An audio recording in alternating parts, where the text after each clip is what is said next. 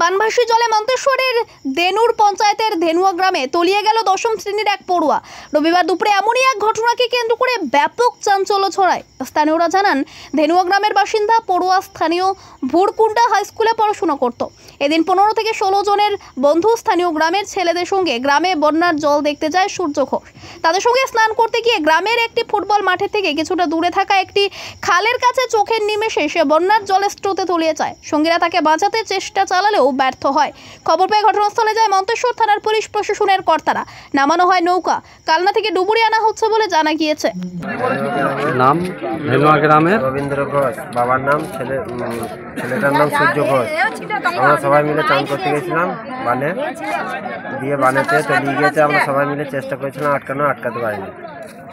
জলের তলাতে চলে গেছে, এখনো চলে গেছে, এখনো পর্যন্ত খুঁজে পাওয়া যায়নি তাকে। এখনো তদন্ত চলছে, খোঁজার জন্য পুলিশ এসেছে। আমরা সবাই এখনো খুঁজছি, গোটা গ্রামের মানুষ সবাই মিলে এসে খুঁজছি, তাহলেও খুঁজে পায়, এখনো তাকে খুঁজে পাওয়া যায়নি। গ্রামে মাঠে বন্যা এসেছে, গাদা ছেলে সেই বন্যায় চান করতে এসেছিল। চান করতে আসার ফলে রবি ঘোষের ছেলে, ওই বাচ্চা ছেলে সাঁতার কাটতে কাটতে ওই 4-5 জন 6 জন 8 জন সাঁতার কাটতে কাটতে হঠাৎ করে ও ভেসে যায়।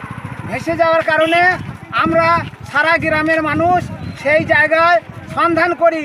জলে গিয়ে ডুব দিয়ে দেখি জলের হাইট মোটামুটি 7 ফুট থেকে 8 ফুট পর্যন্ত আছে, কোনো জায়গায় 5 ফুট আছে।